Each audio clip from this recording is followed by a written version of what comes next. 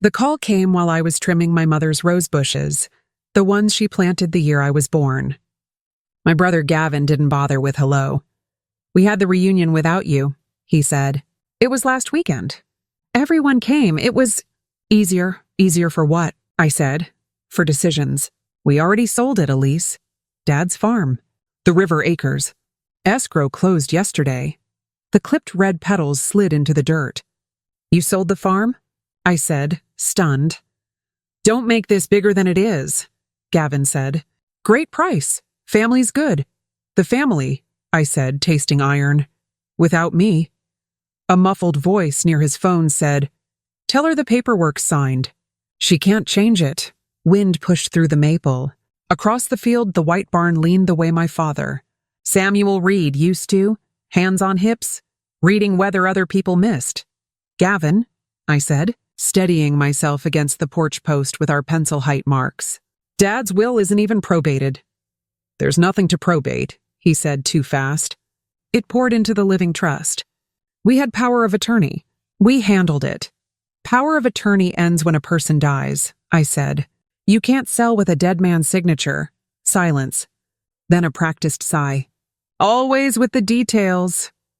He hung up. I drove to the recorder's office with Dad's old ledger and the small brass key he called the lawyer's pocket. The clerk slid a file across carefully. My father's name, then mine. Then a quitclaim deed I had never signed.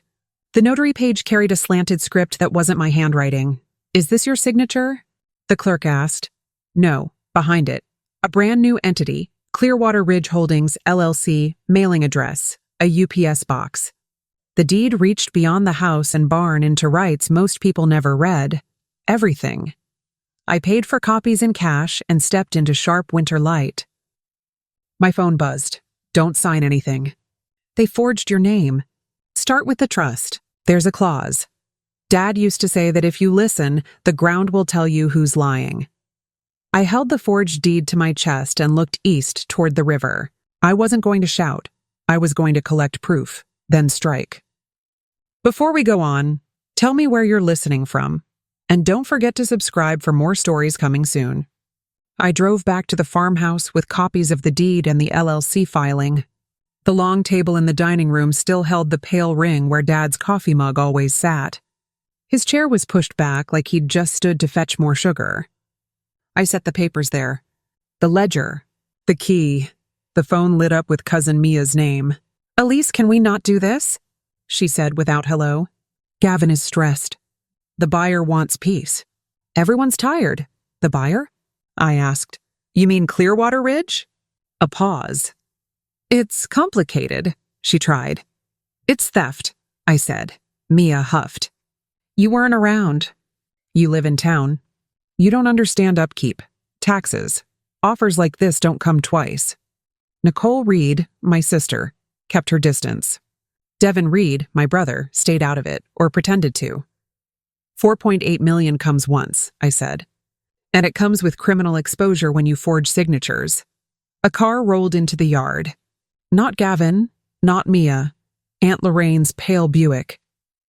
She stepped out in a fur-trimmed coat that made her look colder, not warmer. "Elise," she called, voice bright. "Let's be reasonable." Reasonable meant be quiet. I opened the door but didn't invite her in. "Who notarized the deed?" She didn't blink. "A licensed notary." "Who?" "Someone professional." "Name?" She smiled like a teacher tolerating a student. "This attitude is why the family didn't tell you.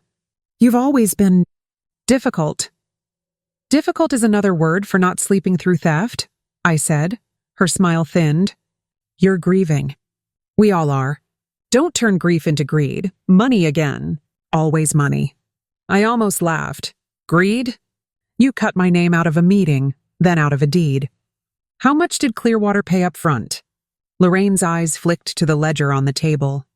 She had always loved numbers. "The buyer paid enough," she said. "So you don't know," I said softly. "Gavin didn't even tell you." Her cheeks flushed.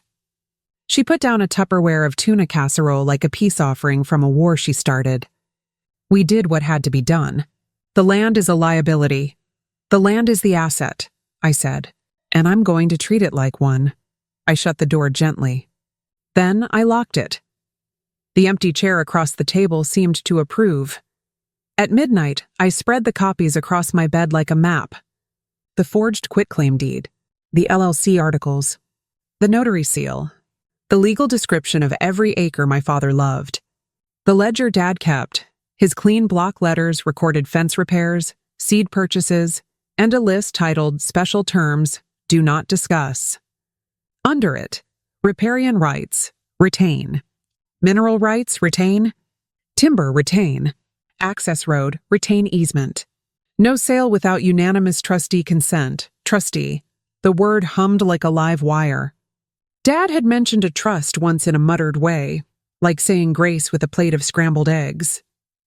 If it ever gets ugly, the trust protects the ground, but no one had given me the trust. Gavin said there was nothing to probate. He said it poured over. If there was a trust, there was a trustee. If there was a trustee, they'd either signed that deed or refused. And if they refused, a crime had begun. I dialed the bank where Dad kept his safe deposit box. Box holders? I asked. I'm a successor. We can't discuss by phone, the manager said. Come tomorrow with ID. I slept on the couch with the ledger under my pillow like a talisman. At 3 a.m., a truck idled at the end of the driveway. Its headlights cut strips of white across the kitchen ceiling. It stayed 1 full minute, then rolled away. By morning, I had lists: recorder, tax assessor, bank, county planning. I took a thermos of coffee and Dad's key. At the bank, the manager recognized my last name and her face softened. Your father, she said. He was old school. She brought out the metal box. Inside, a laminated trust certificate, a letter on our lawyer's letterhead, and a USB drive labeled Ridge. The letter was addressed to me. Elise, if you're reading this, assume I am gone and something is wrong. The trust holds everything. 2 trustees, me and trust protector. A. Benton. Successor trustee, you. Any transfer requires 2 signatures, trustee and protector. If a deed appears with one, it's a lie. Follow the certificate. Enforce it. I believe you will. I sat there with the letter shaking in my hands. Gavin had sold land the trust wouldn't release. Or he'd found someone willing to pretend. Either way, the ground had started to speak. I wrote down the lawyer's name and drove. Attorney Benton's office smelled like old leather and rain. He was in his 70s, as straight-backed as a fence post. He read Dad's letter once, then again. It took him 30 seconds to believe me, because he'd believed Dad first. Your father was practical, Benton said.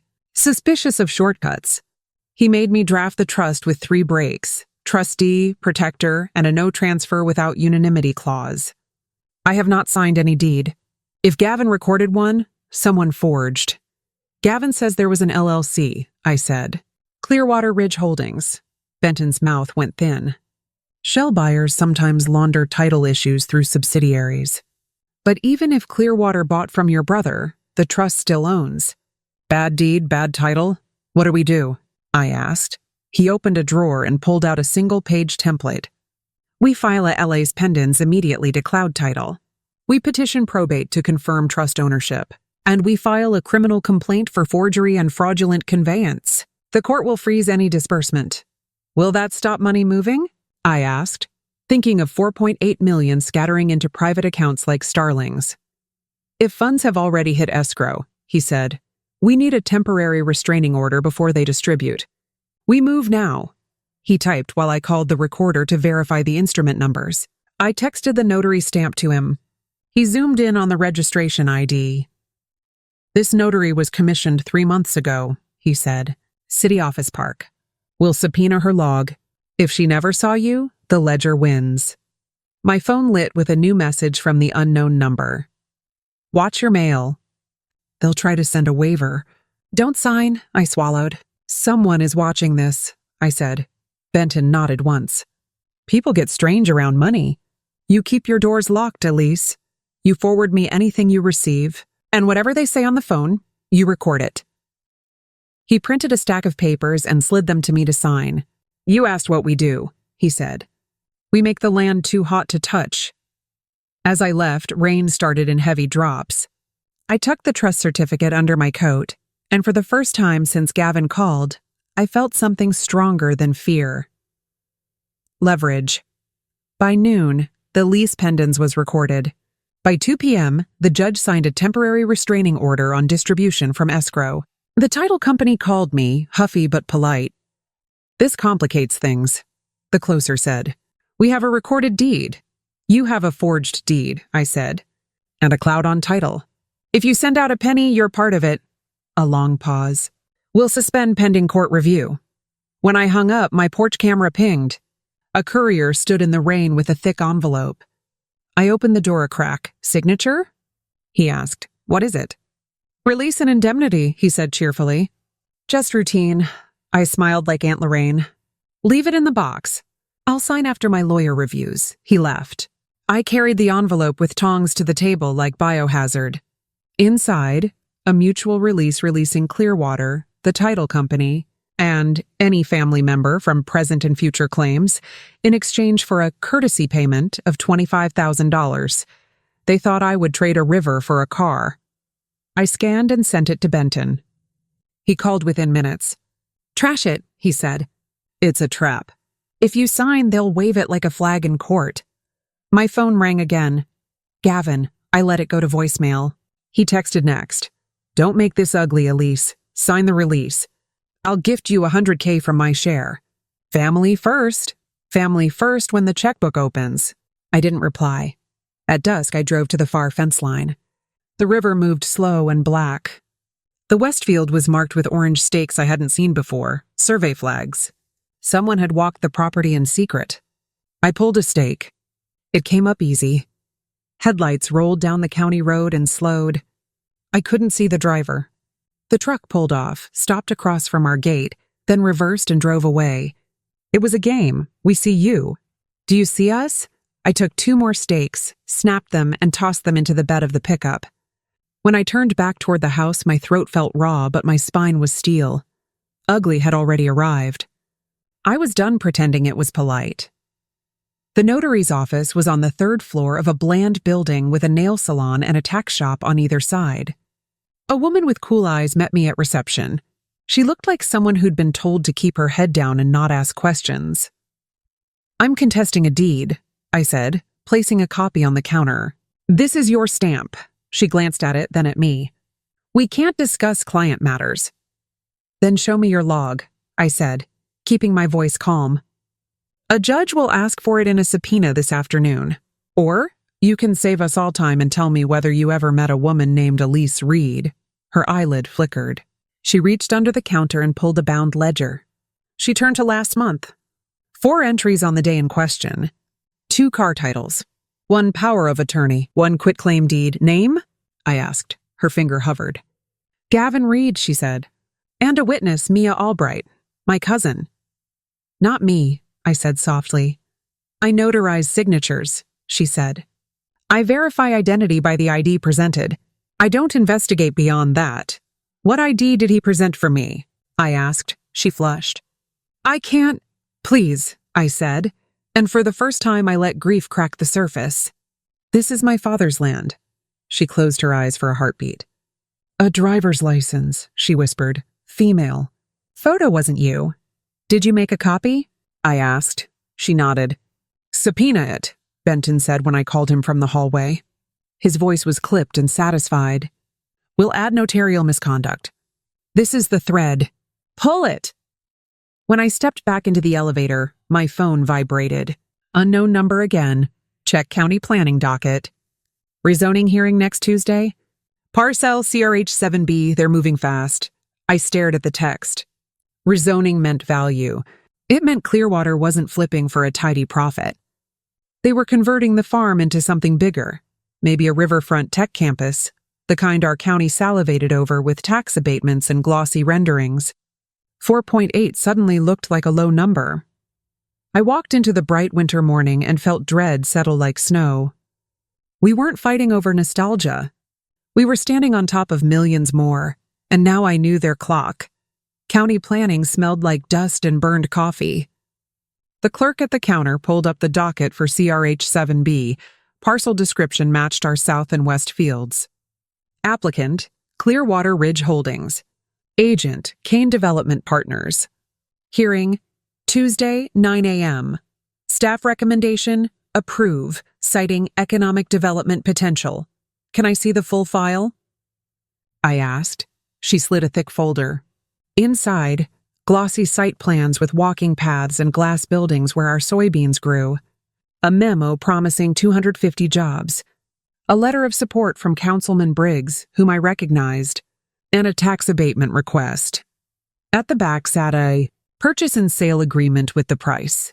Redacted but the earnest money deposit visible. $500,000 there. Was also an assignment clause allowing Clearwater to assign rights to Kane upon rezoning approval. Can I copy this? I asked. Public record, she said. I fed it through the scanner with shaking hands. When I reached the memo from Kane predicting long-term value exceeding $18.22 million, my chest went hollow. Dad had been careful. He'd kept rights. He'd boxed them into a trust. But greed with graphics was a different animal. The county would clap for ribbon cuttings. The newspaper would run a skyline rendering. The councilman would give a speech about future. I texted Benton the abatement form. He called me immediately. They want public money to grease private theft, he said. We'll be at that hearing. Bring the trust. Bring the forged deed. Bring the notary log if we have it by then. Will a hearing stop them? I asked. No, he said.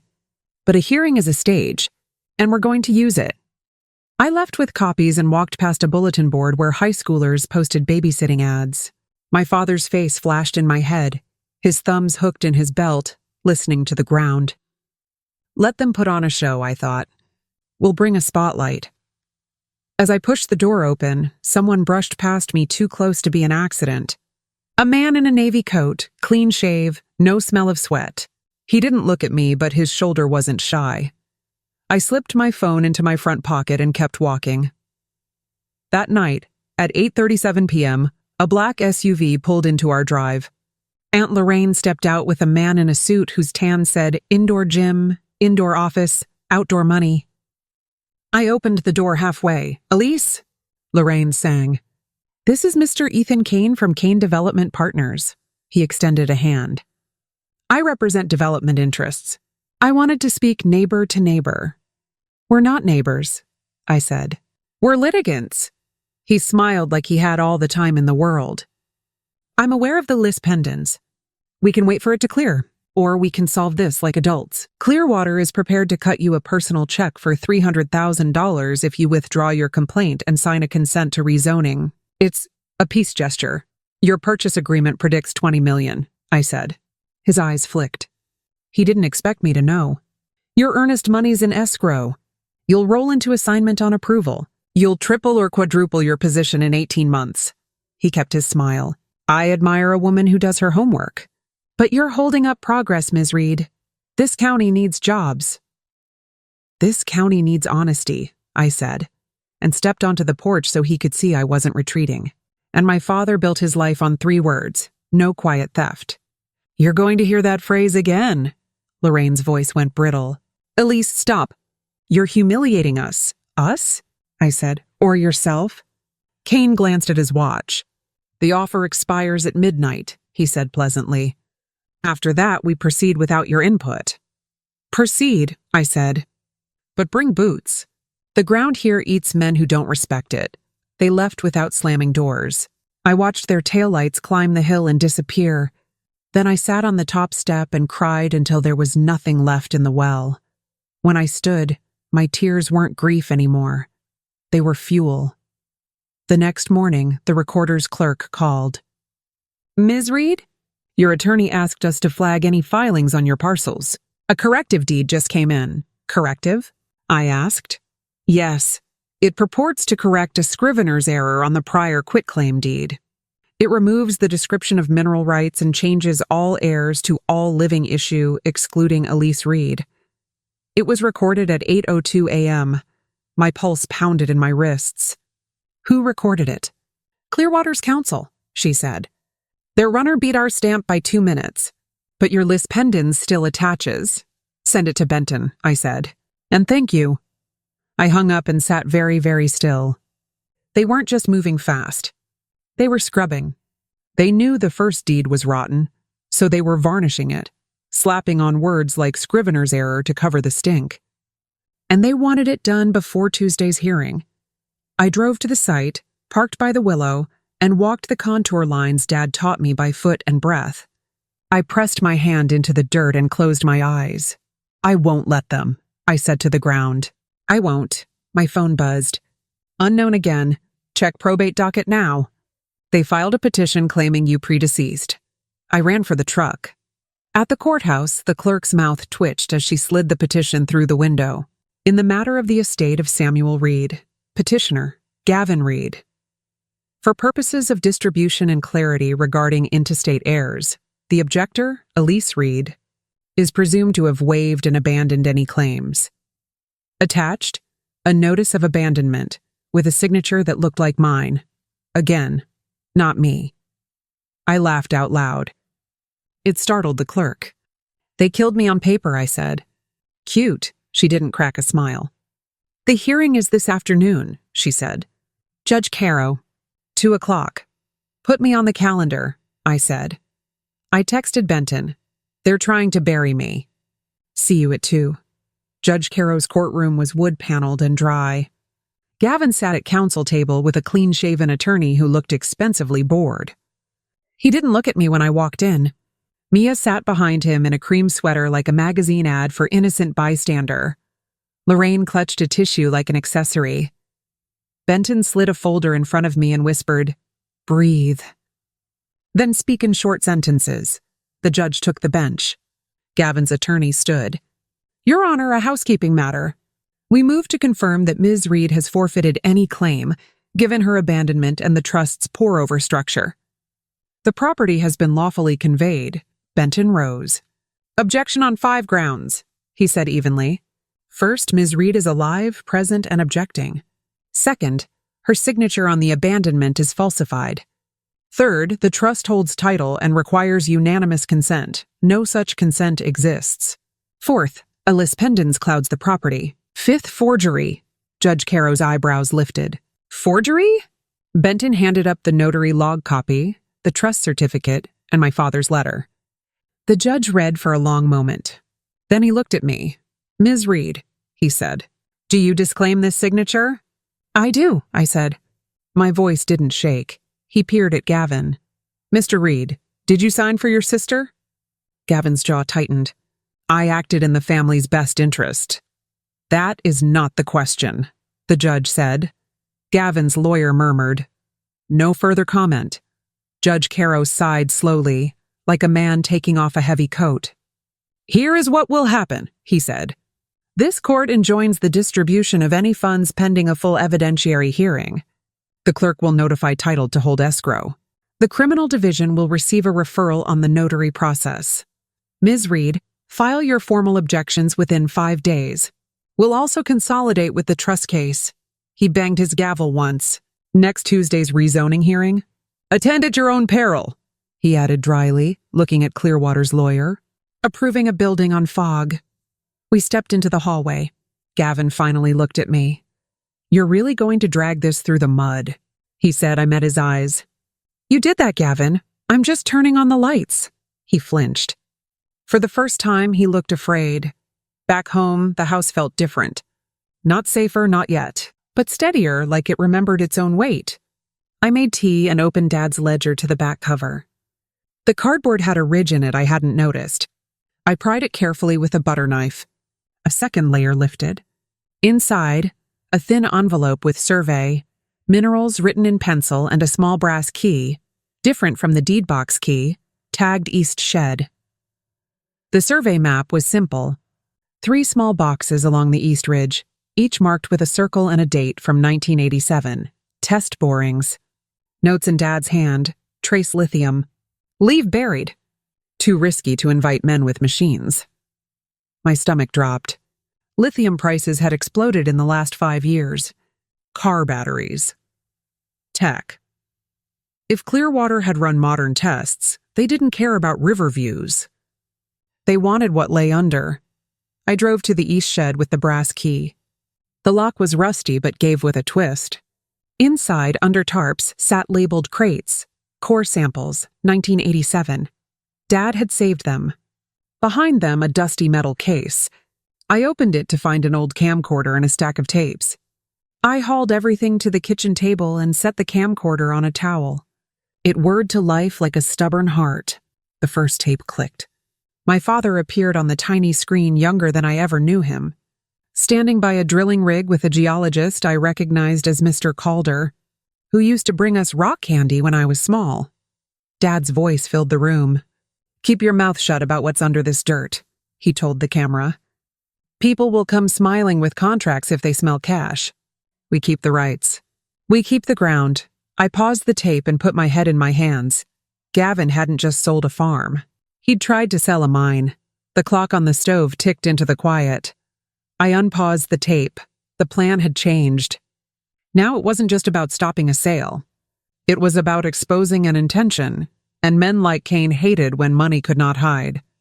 I took the core samples and survey to Professor Helen Ortiz, a geologist at the State University. She picked up a core with reverence like a violin. "These are clean," she said. "Untouched." "Your father was careful. What do you see?" I asked. She pointed to pale streaks like moonlight. "Lithium brines. Not a mother lode, but enough to attract speculation with current prices. Combined with river access," she whistled. "Developers love the story. Live, work, play above, extract wealth below.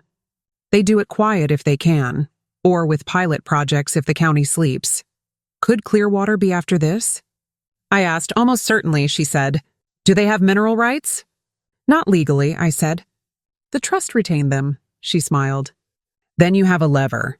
And a bomb." She wrote me a brief on letterhead, explaining value ranges and risk. "If you testify Tuesday," she said, "keep it simple. Say, any approval must reserve mineral rights to the trust. Any sale without them is defective. The room will understand the word defective. Banker brains love that word." I left with the letter, feeling like I'd strapped a fuse under my coat. Sunday night. Gavin called again. I put the phone on speaker and hit record. "You're making a mess," he said. "You forged my name," I said. "You notarized a lie.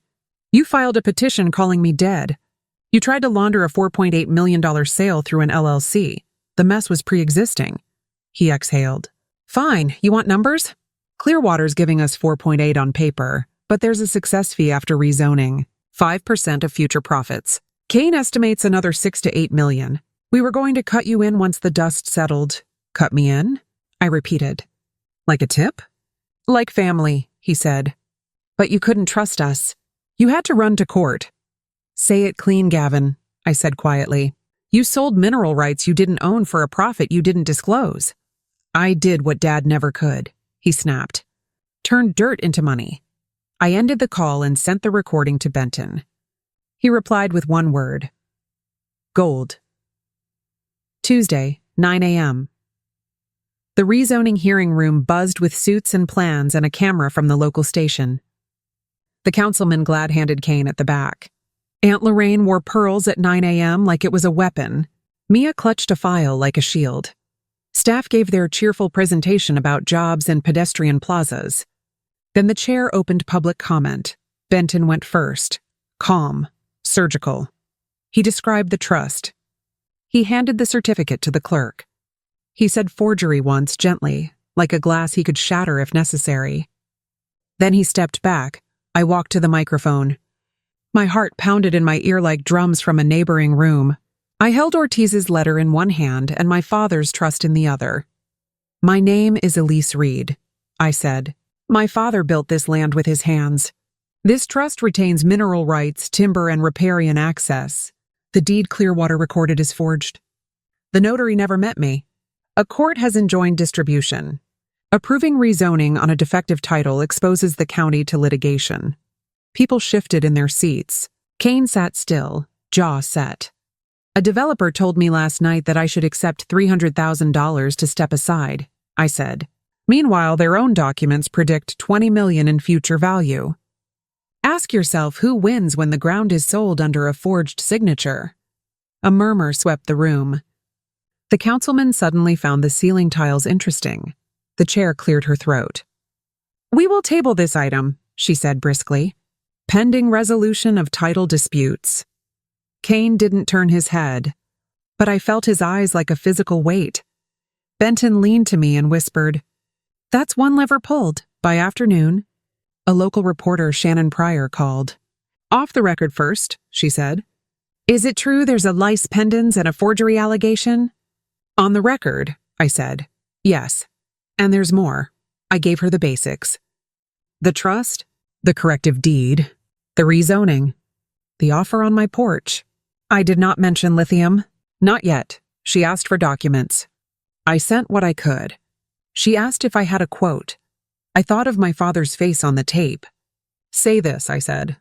"No quiet theft." The story went live the next morning. Family Feud clouds, 4.8 mil riverfront deal. The comments were predictable. Half the town clutched pearls about blocking progress. The other half liked the phrase quiet theft like it was a new hymn. Gavin texted, "You had to drag us through the mud in public." I typed back, "Bring a towel," and turned off my phone. The TRO held escrow, but Clearwater had wired the $500,000 earnest money weeks earlier to a trust account. Benton subpoenaed the wire details. The title company coughed, Clearwater, River Title, disbursement to CRH operating account, First National. Another line item, consulting, Gavin Reed for $75,000, paid 3 days before Dad's funeral. Benton slid the printout across his desk, eyebrows up. "They paid him before the sale closed," he said.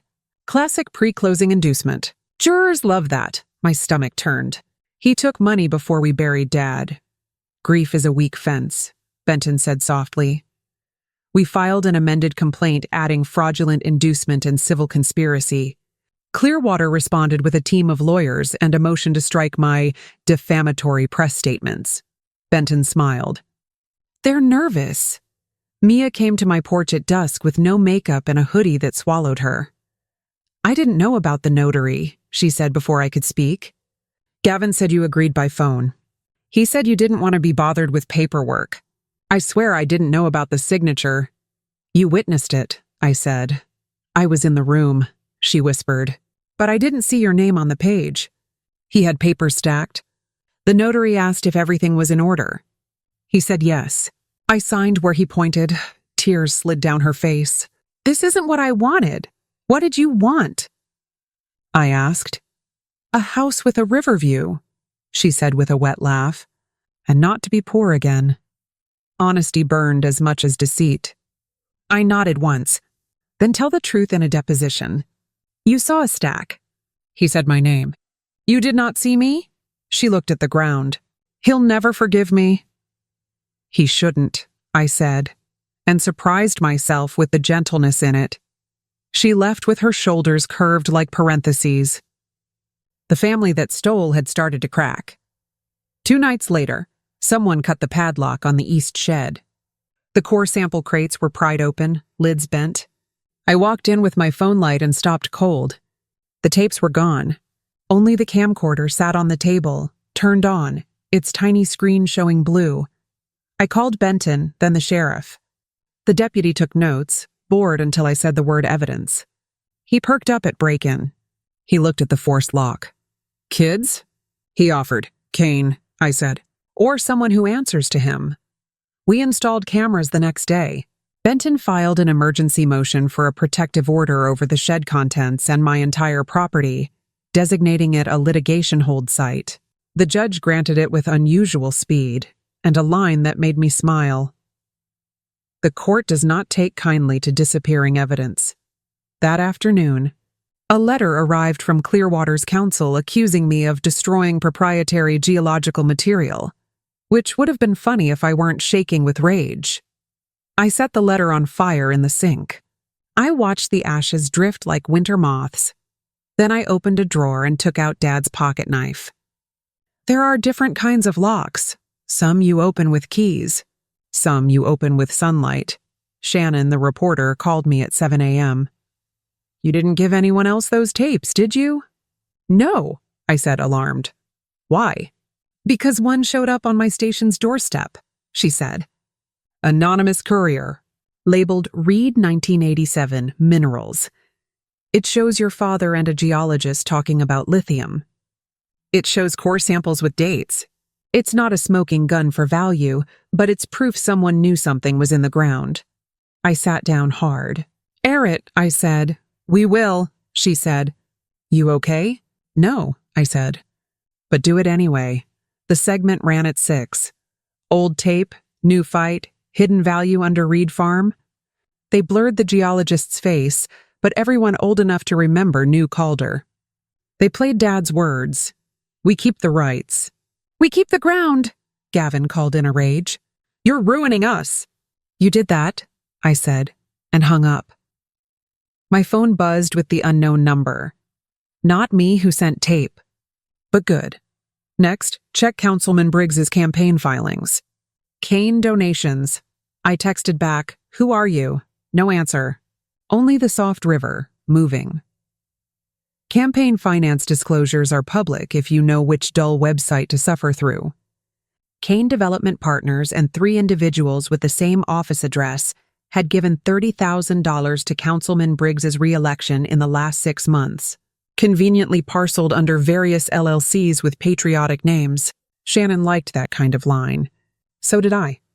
Her story the next day was colder. Rezoning push tied to developers' donations. Briggs called it routine participation in the democratic process. The comments were knives. Every old-timer in the county could smell pay-to-play. Kane's counsel sent us a letter calling our actions reckless and defamatory. Benton replied with 3 words. See you Tuesday. In court, Clearwater tried to lift the TRO. Their lawyer spoke for 17 minutes about irreparable harm and economic loss. Benton stood and spoke for 3. He handed up the notary log, my recorded call with Gavin, and Ortiz's letter. Irreparable harm is when the rightful owner loses an asset by fraud, he said. Economic loss for Clearwater is called waiting. The judge denied their motion. Then he did something unexpected. He ordered escrow to move the earnest money into a court-controlled account and prohibited any disbursement to consultants, including pre-closing payments. Gavin went pale. His lawyer scribbled. Benton's mouth twitched. Better than a verdict, he whispered. A starving wolf gets careless. Kane came back with a new number, $750,000, a signing bonus for my consent, and a promise to honor the family legacy with a garden named for my father. He made the offer in front of Aunt Lorraine at a cafe, like I'd be flattered by pastries and plaques. You can insult me or you can negotiate, I said, keeping my voice level. You can't do both. What do you want? Kane asked, dropping the smile. Simple, I said.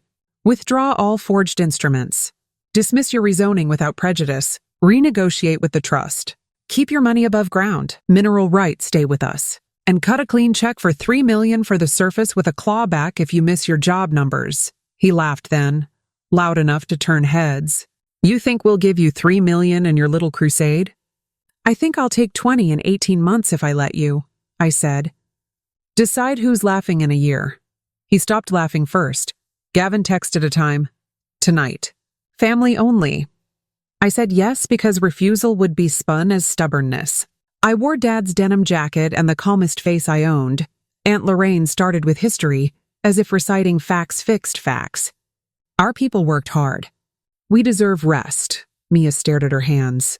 Gavin paced. You win, he said suddenly. Okay, you win. We withdraw the corrective deed. We redo this with you. You'll get your share. What share do you calculate for me? I asked. An equal third, he said. The trust controls, I said. We don't divide a whole until the terms are right. Gavin's mouth pinched. You always wanted to be Dad's favorite, he hissed. I wanted to be his daughter, I said. Turns out I am. He slammed his hand on the table. Sign the release and I'll wire you $500,000 today, he said. You can still pretend you won. I stood. I don't pretend, I said. I prove. I walked out before my legs forgot how. On my way home, a pickup blew a stop sign and skidded toward my driver's side. I braked hard. It missed by 2 feet and fishtailed into a ditch. The driver righted himself and gunned away before I could see his plate. At home, I sat on the kitchen floor shaking, then called Benton. "We escalate security," he said. "Motion to the court to admonish parties. Install dash cams. Don't drive alone at night." I slept with the camcorder on the table and my father's knife under my pillow, feeling like both a child and a soldier. At dawn, a new text from the unknown number. "Secretary of State filing. Manager is a straw. Check Clearwater's latest statement of information. Parent fund, Blue Harrow Capital." I pulled the filing. The manager's name was a 26-year-old paralegal who posted brunch pictures on Instagram. I searched Blue Harrow Capital and felt my mouth go dry. It was a private equity fund with a litany of shell companies and a taste for distressed assets. I sent it to Shannon. "Last one for now," I wrote. "Then I lay low," she called. "Who's feeding you?" "I don't know," I said.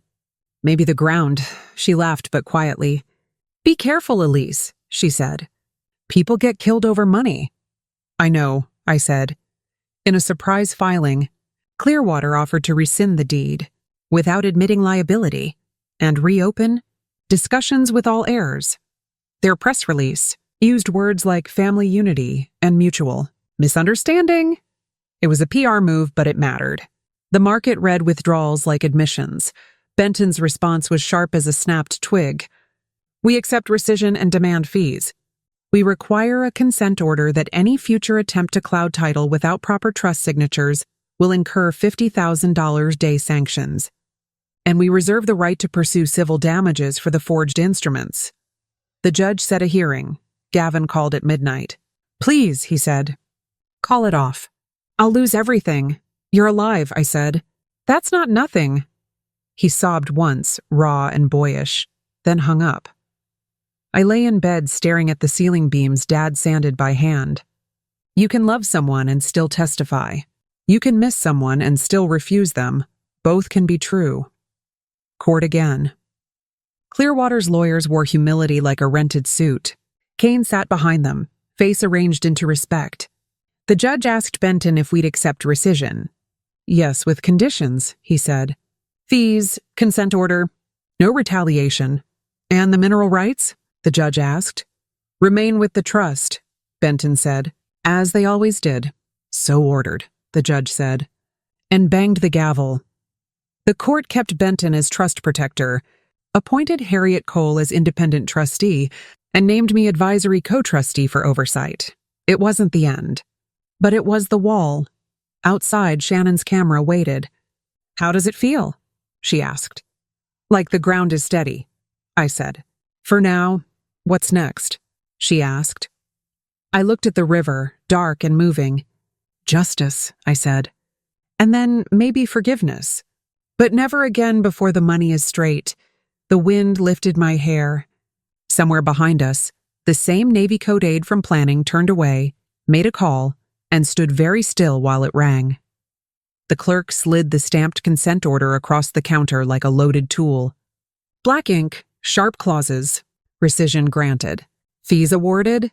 Any future instrument recorded without trust signatures triggers sanctions of $50,000 per day.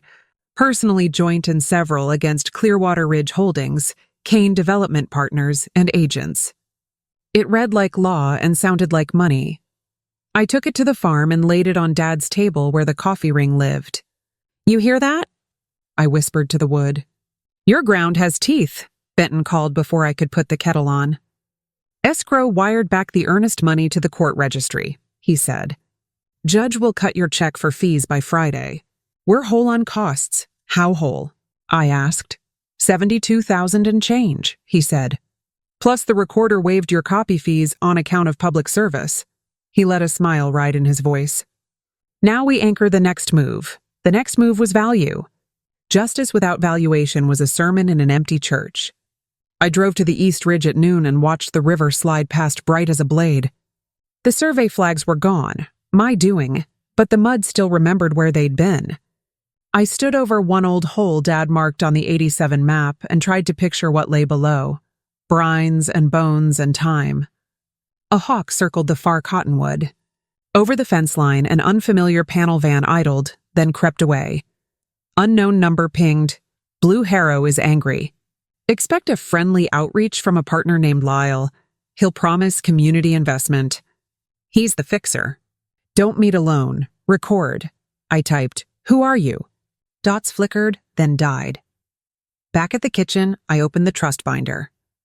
Distribution Article 4 stared back. Surface may be conveyed upon unanimous trustee consent and retention of subsurface mineral rights. Sale price must meet or exceed independent appraisals, X 1.15. Dad had built a premium into the paper. He knew crowd's lowball. He'd priced our dignity in advance. The porch boards creaked. I looked up. Gavin stood in the doorway, holding his cap in both hands like a boy who'd broken a window. "I read the order," he said. "You really did it." "No," I said. "Dad did. I just followed the trail." He nodded, eyes red-rimmed. "Can we talk numbers?" For the first time since his call about the reunion, I felt the axis tilt toward business on my terms. I pulled out a chair and set the consent order between us like a line no one would step over again. Gavin sat, shoulders tight, eyes on the consent order like it might bite. I poured coffee anyway. Money talks better when hands are warm. "I messed up," he said. "I signed things I shouldn't have. They dangled numbers I've never seen. I thought I was helping. How much?" I asked. He swallowed. "A consulting advance, $75,000, non-refundable," they said. "And a side letter promising me a project manager salary if the sale closed." He winced. "I wired most of it to cover my own past due stuff. I'm not proud. Any other signatures?" Nicole did the community benefit letter. Devin forwarded emails. "Mia didn't touch anything, I swear." I slid a yellow pad over. "Write every transfer. Dates, accounts, who pitched what. We're going to disgorge the money you took. All of it, that's the start." His jaw flexed. "They'll come for me." "They already are," I said. "But you'll have me and you'll have paper." My phone lit up with an unfamiliar local number. I hit record and speaker. "Ms. Reed?" The voice was smooth gravel. "Lyle Connor, Blue Harrow Capital. First, congrats on your court win. We like strong partners." "State your purpose, Mr. Connor." "A miscommunication put you and your siblings at odds. We're problem solvers. Here's our opener. $1.6 million for the surface rights, with a $250,000 community fund, and..." He paused. "A personal advisory honorarium for you of $200,000. No need to involve more courts." Gavin stared at me, as if advisory might be absolution. I kept my voice level. "You saw the trust. Surface requires unanimous consent and a price above independent appraisals times 1.15, and we retain minerals." A soft chuckle.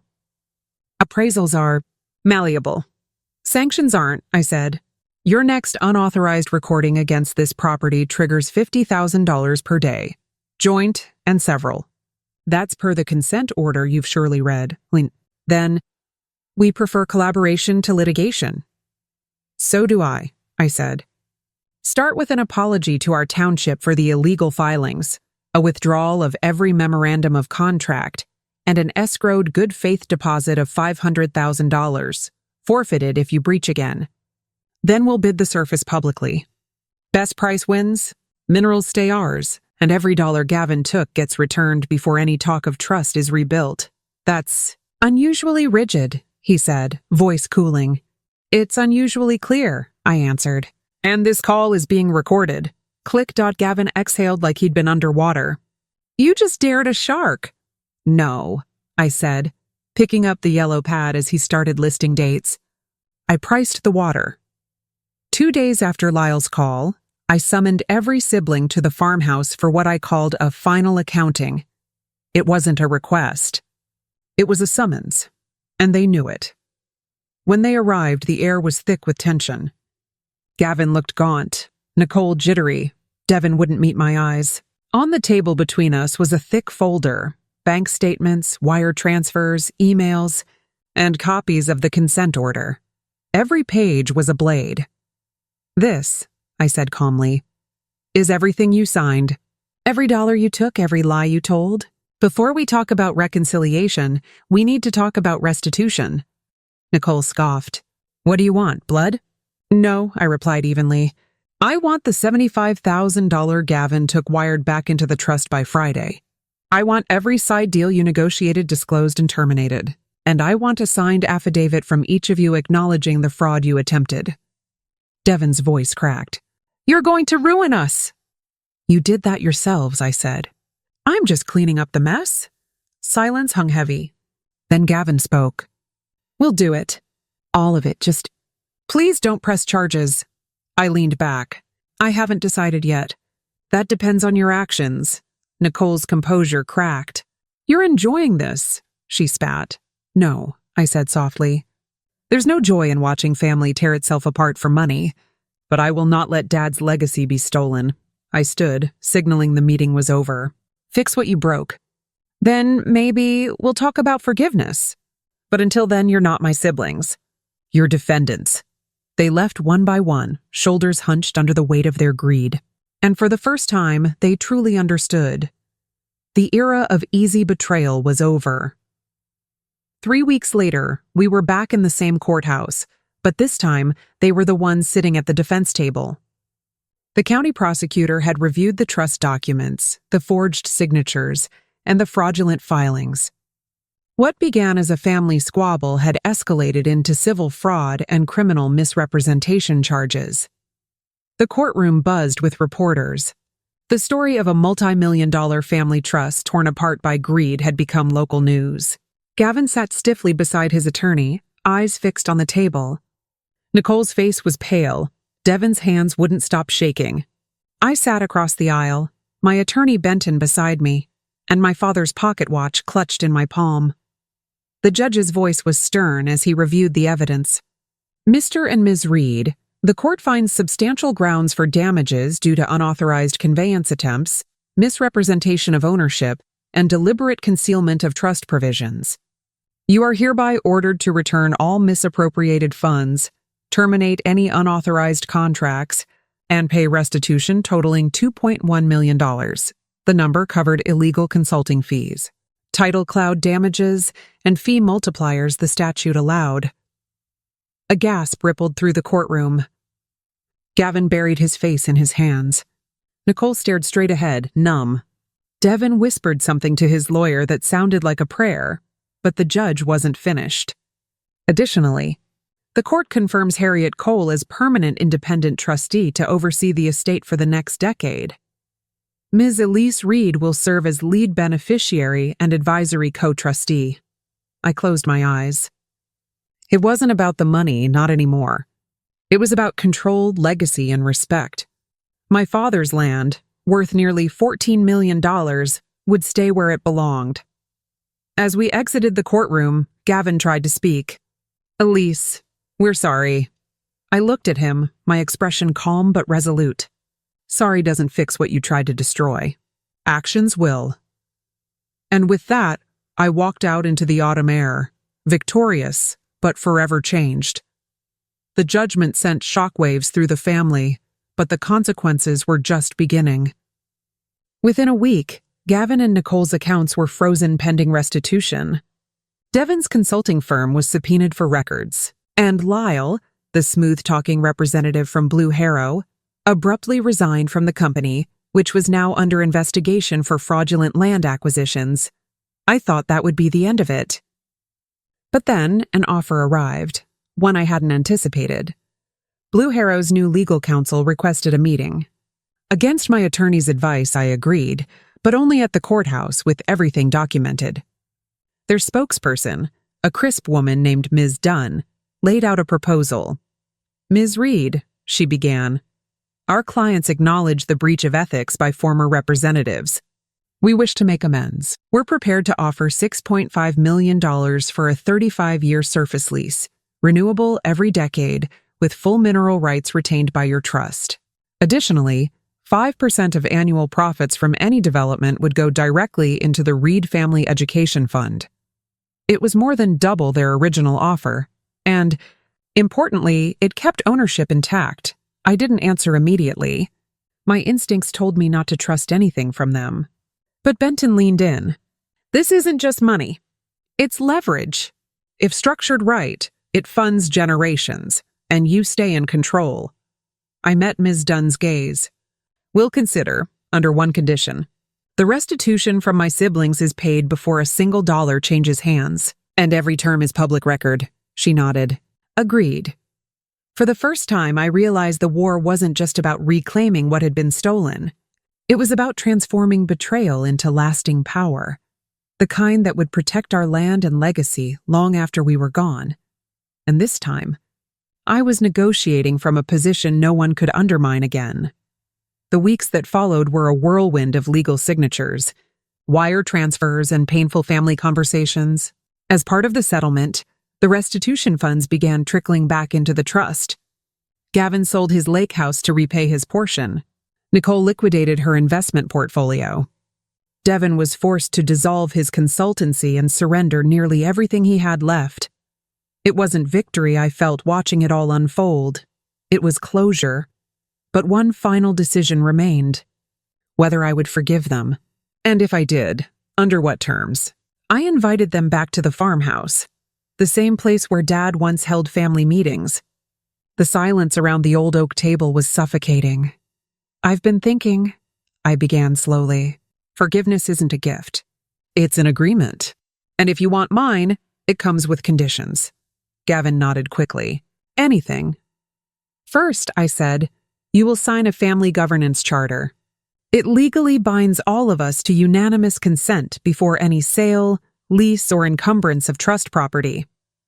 One violation and your shares revert to the trust. Nicole swallowed. Agreed. Second, 10% of every profit the trust earns, including the Blue Harrow lease, will go to a scholarship fund for underprivileged kids in Dad's name. That's non-negotiable. Devin hesitated. That's a lot. It's less than what you tried to steal, I replied coldly. Finally, I met their eyes one by one. And third, you acknowledge, publicly and in writing, that what you did was wrong. No excuses, no blame, just truth. Gavin's voice cracked. We'll do it. All of it. Only then did I exhale. Then I forgive you. But understand this, forgiveness isn't forgetting. It's building boundaries so betrayal never finds a way back in. And for the first time, the room felt lighter, not reconciled, but ready for something new. Spring came early that year, painting the farm in the same vibrant greens my father loved. The settlement with Blue Harrow was finalized and publicly recorded. A 35-year surface lease worth $6.5 million, with full mineral rights retained by the Reed Family Trust.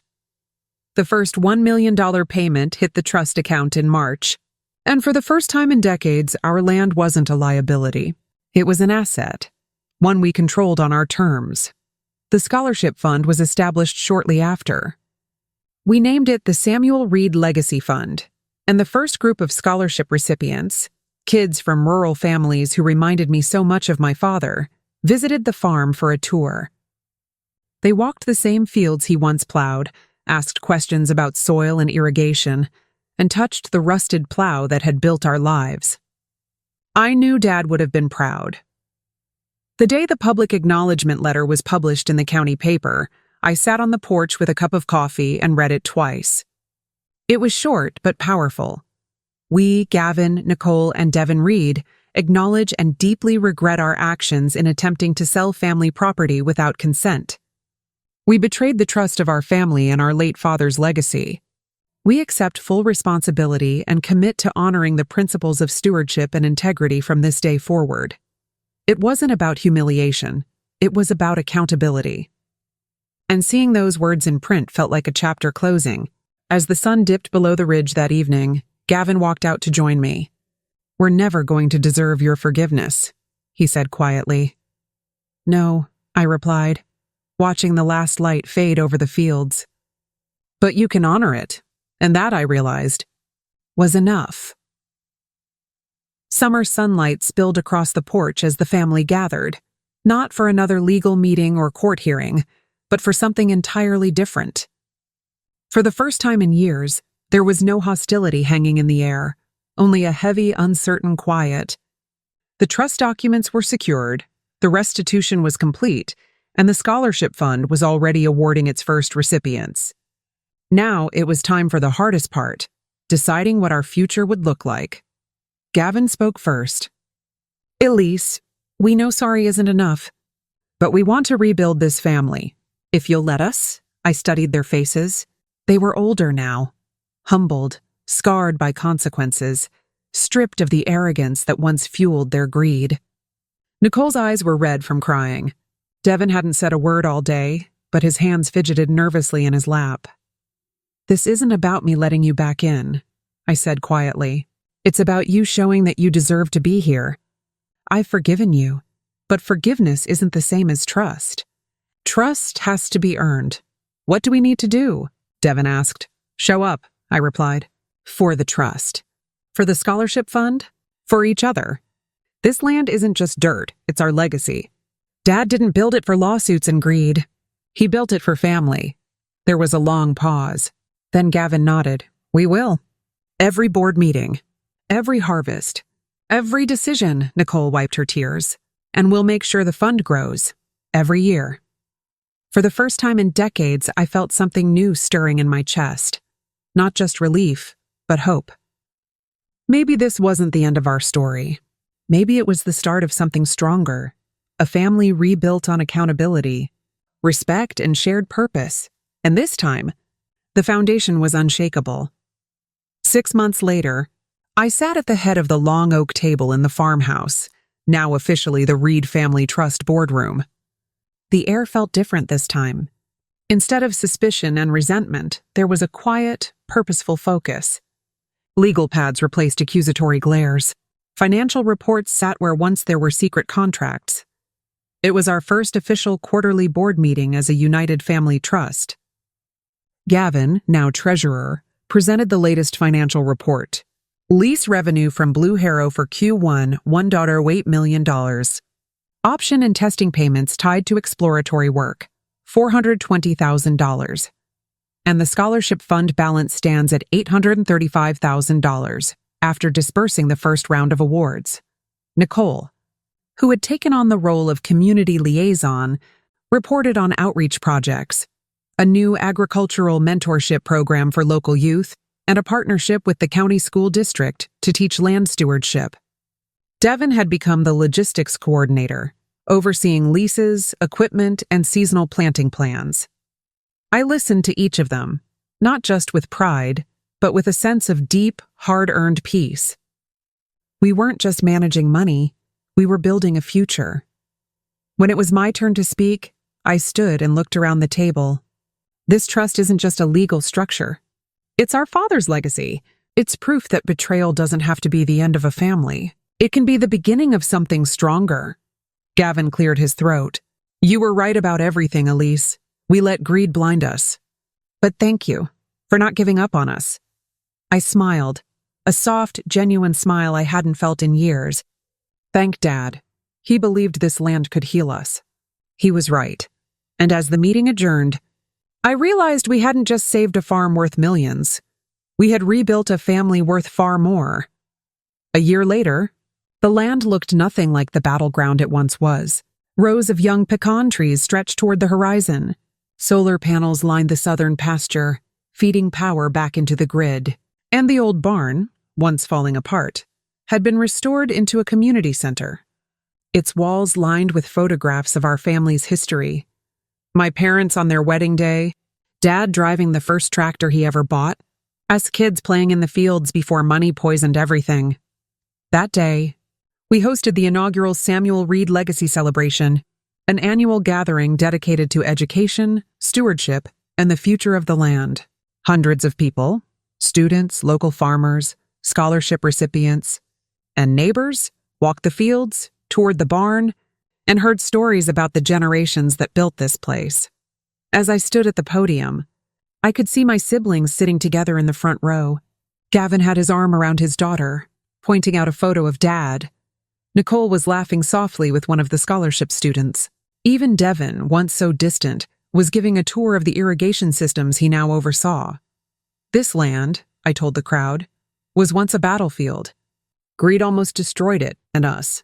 But we learned something. Wealth isn't just what you inherit. It's what you protect, what you build, and what you pass on. My father taught me that. And now, we live by it. When the crowd applauded, I felt something shift deep inside me, a peace I'd waited years to feel. Later that evening, as the sun set over the ridge, Gavin approached me quietly. "We almost lost everything," he said. "But we didn't," I replied, gazing at the land that had once been at the center of so much betrayal. "And now, we never will." Dad's legacy lived on, not just in the soil beneath our feet, but in the lessons we'd learned and the family we'd finally become. And this time, we were ready to protect it, together. If you liked this story, please like, subscribe, and share it. If you have a unique story of your own, share it in the comments below. Thank you for listening.